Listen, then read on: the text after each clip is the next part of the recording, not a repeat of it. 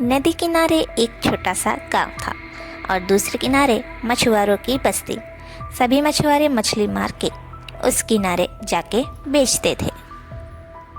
सभी वहाँ अपनी झोपड़ी बना के रहते थे और बहुत खुश रहते थे।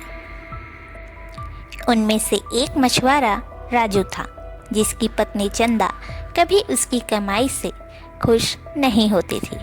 हमेशा उससे पैसों के लिए झगड़ा करती रहती थी। राजू रोज मछली मार के उन्हें बेच के पैसा लाके अपनी पत्नी को देता था, लेकिन वो भी चंदा को कम लगता था।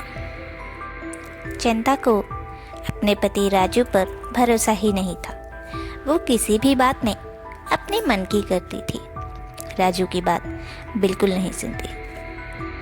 एक दिन जब राजू नदी किनारे बैठ के मछली मार रहा था, तभी उसे एक मछली दिखी, वो भी सुनहरे रंग की।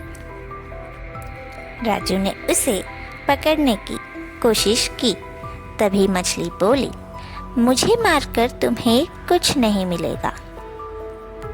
मछली को बोलता देख राजू डर गया और बोला, कौन हो तुम, बोल कैसे रही हो? तभी मछली बोली, मैं सुनहरी परी हूँ, किसी श्राप के कारण मैं मछली बन गई हूँ। तभी राजू पूछता है, मेरे पास क्यों आई हो तुम? मछली बताती है, मैं जानती हूँ तुम अपनी पत्नी की आदत से परेशान हो, मैं उस परेशानी का उपाय देने आई हूँ। राजू हैरान हो गया कि इस मछली को ये सब कैसे पता चला। वो पूछता है, क्या समाधान है तुम्हारे पास मेरे लिए? मछली जादू से राजू के हाथ में एक कांच की बोतल थमाई। राजू बोला, ये बोतल तो खाली है, मैं इसका क्या करूँगा? तभी मछली उसे बताती है, ये शीशी खाली नहीं है, जादुई है। इसमें जादुई जल है जो तुम्हें सिर्फ अंधेरे में ही दिखाई देगा। राजू हैरान होकर पूछता है, पर मैं इस जादुई जल का क्या करूँगा? मछली राजू से कहती है, तुम इस शीशी का ढक्कन खोल के इसे एक बार उल्टा करके एक इच्छा मांग सकते हो, तो फिर वो इच्छा पूरी होगी। लेकिन इसे अपनी हथेली पर ही उल्टा करना और ध्यान रहे, ये शीशी टूटनी नहीं चाहिए, वरना तुम्हारी सारी इच्छाएं जो पूर्ण हुई थी वो वापस पहले जैसे हो जाएगी। इसके बाद वो मछली चली जाती है और राजू भी शीशी लेकर घर चला जाता है और चंदा को सारी बात बताता है। चंदा को राजू की बात पर विश्वास नहीं होता और वो हंसने लगती है।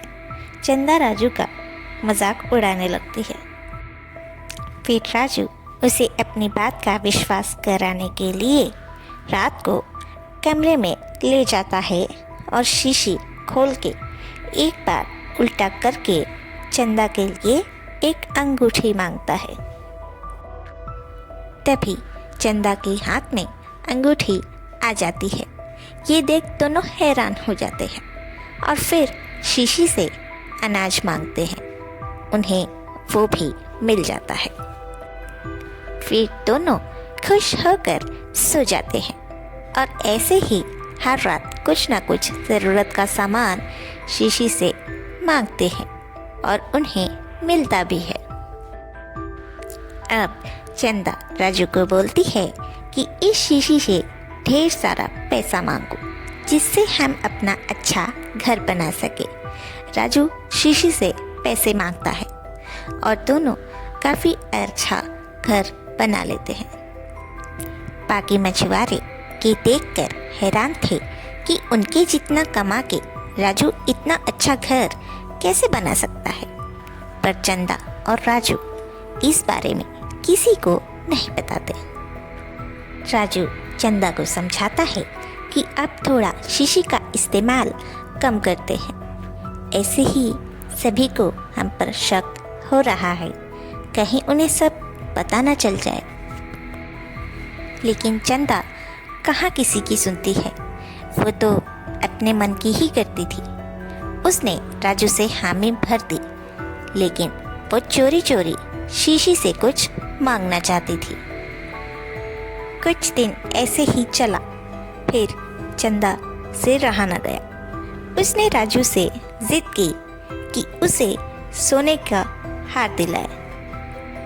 राजू उसकी जिद मानकर रात को उसे शीशी से सोने का हार दिलवाता है। फिर चंदा शीशी से हीरे का भारी हार मांगती है, उसे वो भी मिल जाता है। अब धीरे धीरे चंदा का लालच बहुत बढ़ जाता है।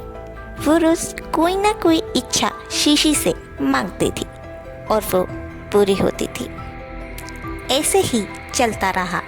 एक दिन राजू ने शीशी चंदा से छीन ली और उसे समझाया कि इतना लालच सही नहीं है। लेकिन चंदा ने उसकी बात नहीं मानी और शीशी छीनने लगी। तभी राजू ने उसे बताया कि अगर शीशी टूटी तो जितनी चीज़ें इससे मिली है वो भी छिन जाएंगी। तभी वो चुपचाप राजू से गुस्सा होके जाकर सो जाती है। राजू शीशी को छुपा देता है ताकि चंदा उसे न ले पाए। अगले दिन चंदा शीशी को बहुत ढूंढती है, पर उसे वो शीशी नहीं मिलती। उसे राजू पर गुस्सा आता है और वो उससे पूछती है कि शीशी कहाँ है। राजू उसे कुछ नहीं बताता, क्योंकि उसे पता था कि चंदा बहुत लालची है और वो कुछ उल्टा सीधा ही मांगेगी। अब रात होते ही चंदा के सोने के बाद राजू जाकर वो शीशी लेकर उसे घर के पीछे खेत में गाड़ देता है और चंदा ये सब देख लेती है। सुबह होने पर वो राजू से शीशी के बारे में पूछती है। तब राजू उसे शीशी को कुछ दिन बाद इस्तेमाल करने को कहता है। दरअसल राजू चाहता था कि अब जो मिल गया है उसमें खुश रहे, इसलिए उसने वो शीशी दफना दी। लेकिन उसकी पत्नी चंदा काफ़ी लालची थी। वो चाहती थी कि जीवन भर वो उसी शीशी से अपनी सारी इच्छाएं पूरी करे। रात हो जाती है। राजू के सोने के बाद चंदा जाकर वो शीशी निकाल के लाती है और छुपा देती है ताकि राजू शीशी न देखे। अगली सुबह राजू उठते ही वो ज़मीन देखने जाता है जहाँ उसने शीशी रखी थी। उसे वो ज़मीन खोदी हुई मिली। वो समझ गया कि ये चंदा ने किया है। फिर रात होते ही राजू के सोने के बाद चंदा उस शीशी के पास जाती है। तभी इस बार राजू उसके पीछे था।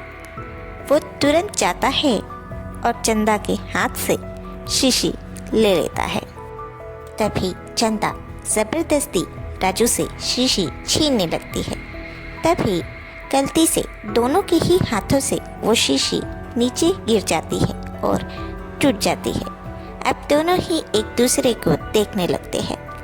तुरंत ही उनका अच्छा घर, उनके सारे पैसे, सारे गहने जो उस जादुई शीशी से मिले थे, सब गायब हो जाता है। फिर क्या था, चंदा के लालच ने उसे फिर वहीं लाकर खड़ा कर दिया जहाँ वो दुखी रहती थी। जितना मिला था वो उसे कम लगता था। अब दोनों फिर से वही पुरानी जिंदगी जीने लगे, एक साधारण जिंदगी। ये कहानी आप सभी को कैसी लगी और इससे आपको क्या सीख मिली कि कमेंट में ज़रूर बताएं।